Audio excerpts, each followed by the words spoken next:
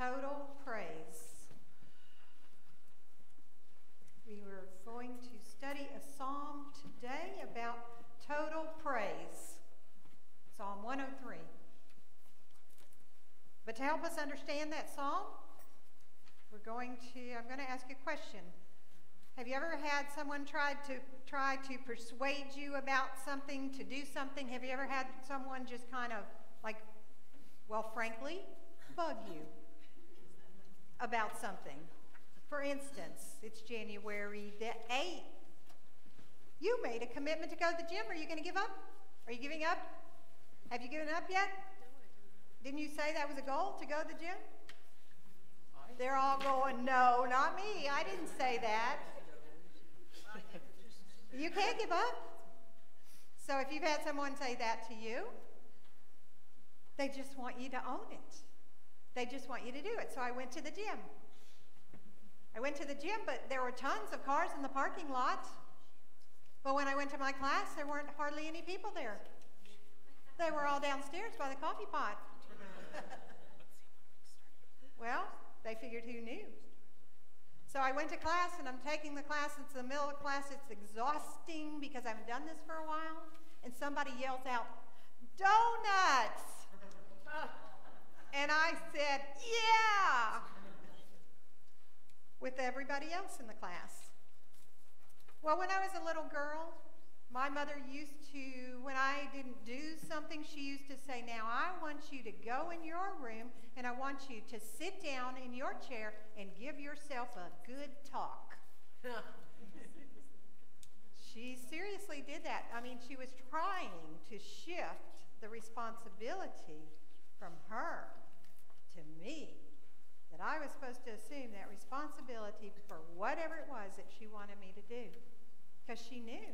She was wise. She knew she only had me for a few short years, just a couple of centuries, before I had to take care of those things myself, and I would need to be able to control myself. So our scriptures today about David, and he's talking to himself. He's giving himself a good little talk, sitting in his room maybe. And he says, "Bless the Lord, O my soul. Bless the Lord, and all that is within me, bless his holy name. Bless the Lord, O my soul, and do not forget all his benefits." So he's talking to himself. Maybe it was New Year's Day. Maybe he had already forgotten. Maybe it was January the 8th. And he knew that he was slipping a little in that. Just speculating. But he's also talking to us, isn't he? And he's talked to millions of people between the time he lived some 3,000 years ago and now. And so he says, "Bless the Lord, self," because it's magnificent, the things that God does. So bless him. And he knew that recognizing and receiving those benefits was kind of based on whether he's kept that connection with God or not, and whether he acknowledged all those benefits. And so he listened to him. So let's hear what those benefits are. "Bless the Lord, O my soul, and all that is within me. Bless his holy name. Bless the Lord, O my soul, and do not forget all of his benefits. Who forgives all your iniquity, who heals all your diseases, who redeems your life from the pit, who crowns you with steadfast love and mercy, who satisfies you with good as long as you live, so that your youth is renewed like the eagles." So let's consider your blessings over the past year. Consider how other people have blessed you, or consider how you blessed other people. Did you bless them? As I was writing this, it reminded me of a hymn. And so we're going to hear the words of that hymn. They're going to be written on the wall, but if you are inspired and you want to sing page 563 in the red hymnal, you can sing verse 1 and the chorus. It goes like this. And I'm not singing it. I'm just reading it. But if you want to sing, join with me. Let's read it together. "When upon life's billows you are tempest-tossed, when you are discouraged, thinking all is lost, count your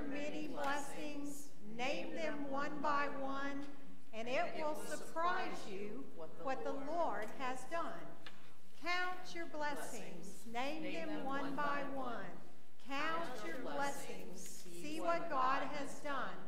Count your blessings, name them one by one, and it will surprise you what the Lord has done. And that's the truth. That's the truth. So this morning we're going to take this little sheet that you received. It says my blessing on top, and during this message you're going to just jot down one blessing from the last year that you can think of. And if you can't think of any, then I want you to jot down something from this psalm. I've already got mine done. I had a little pre-warning.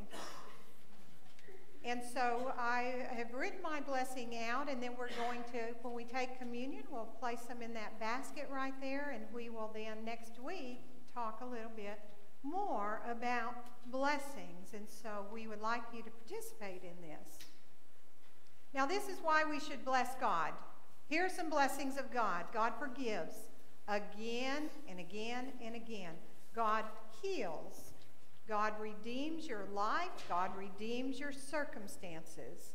God crowns you with his personal love and compassion. God satisfies you with good throughout your life. God renews your youthfulness. Now that one I really like. In God's eyes, you're youthful. Your youth is renewed. It's restored.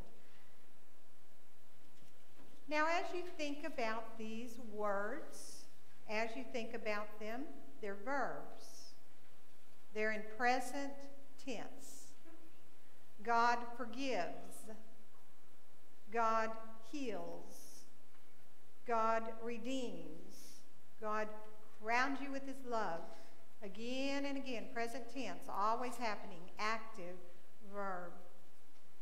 That implies living with God. That implies talking to God each day. That implies relying on God, turning to God with your problems. It means these blessings are continuous in your life. Are you connected? However, if you think about the author of this psalm, it was King David. King David didn't always experience blessings, did he? King David often had troubles. If you know his story, you realize that he was oppressed for 15 years by Saul, King Saul, who was trying to kill him. He was in a lot of battles and a lot of wars. He struggled in his marriage, and his wife left him. He also had troubles in his kids, with his kids. They had a lot of problems. David also had an infant son who died. And David prayed for that son. In fact, he lay on the ground. He prayed, and he fasted, and he pled with God to save that child's life for 7 days, and the child died. How could he write these words? He could have felt guilty, because that was a child of adultery. He could have assumed it was all his fault and he couldn't get over this. He could have blamed himself for his problems. But he recognized something. He recognized that every person's life is in God's hands, and that, including that infant child. And so he prayed and prayed and prayed until that point, and then he let him go. And he said, I'll see him in eternity. And he got up, he washed his face, put on fresh clothes, and went to church. Went in to worship God, trusting God that he would meet that child again. He was a believer who knew this assurance of eternity. And so he kind of describes a little of it to us. He kind of describes, think of his life and listen to these words. These things would defeat most of us that he experienced. But here's what he thought. Here's how he saw God. He said, the Lord works vindication and justice for all who are oppressed. He experienced oppression. He says, God made known his ways to Moses, his acts to the people of Israel. The Lord is merciful and gracious, slow to anger and abounding in steadfast love. He will not always accuse. You know, David had experienced the Lord and Nathan ganging up on him and confronting him with his sin. But David writes, the Lord will not always accuse, nor will he keep his anger forever. He does not deal with us according to our sins, nor repay us according to our iniquities. For as the heavens are high above the earth, so great is his steadfast love toward those who fear him. As far as the east is from the west, so far he removes our transgressions from us. As a father has compassion for his children, so the Lord has compassion for those who fear him. Those are David's words. Can you trust that kind of love for yourself? That all your sinfulness can be just taken away by God, like David experienced, that all of his life's setbacks and circumstances, that God worked it all for good for him, and that he works it all for good for us, all these things that we experience, that he redeems us from the pit. And we can define the pit, can't we? Paul says, when he's talking about life struggles, he says, life struggles are momentary afflictions which prepare us for an eternal weight of glory beyond measure. And then he gives us some advice. He says, don't just look at what can be seen. Look at what cannot be seen. Because what can be seen is temporary, but what cannot be seen is eternal. And that helps us. So we get close to God, and that helps us because we are God's beloved. And that's what Moses writes. He says this, the beloved of the Lord rests in safety. The high God surrounds him all day long. The beloved rests between his shoulders.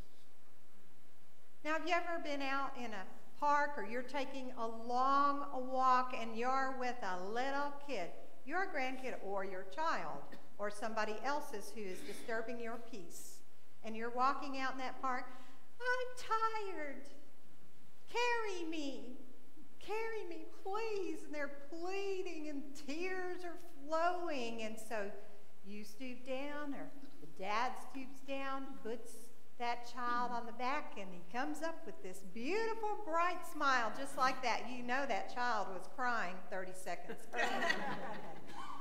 But the father's happy too. He's happy to be helping his kid out and carrying him. And so God carries you on his shoulders. That's what Moses said. I will give my beloved, that's you, a piggyback ride through these struggles. Through these struggles, when you're tired, you'll be lifted up. You'll be lifted up. And he carries you through your difficult walk. I have a really good friend. I've told you about him. I've asked you to pray for him. That couple, which her first kiss with him was at their wedding. Remember, I told you about him? Gary and Cindy. And he had terrible cancer. And they've been married 11 years, and he had terrible cancer, and he just succumbed. But they walked through that walk, asking the Lord for life, and yet receiving it every day in the midst of that struggle and that sadness. But she knows he's with the Lord. So David wrote these words around 3,000 years ago. Let's go on. For he knows how we were made. He remembers that we are dust. As for mortals, their days are like grass. They flourish like a flower of the field. For the wind passes over it, and it is gone. And its place knows it no more. But the steadfast love of the Lord is from everlasting to everlasting on those who fear him, and his righteousness to his children's children, to those who keep his covenant and remember to do his commands, who draw near to him Blessing. Blessing. Is it a part of your life? Do you want it to be a part of your life? Draw near. Have that connection. What are you doing this year to help that happen? To be connected with God's incredible healing blessing. What are you doing to bless God for all those blessings He's given you? If you keep that blessing in you, if you maintain it every day, you might be amazed at how your life changes in 2017. The Lord has established His throne in the heavens, and His kingdom rules over all. Bless the Lord, O you His angels, you mighty ones who do His bidding, obedient to His spoken word. Bless the Lord, all His hosts, His ministers that do His will. Bless the Lord, all His works in all places of His dominion. Bless the Lord, O my soul. Amen.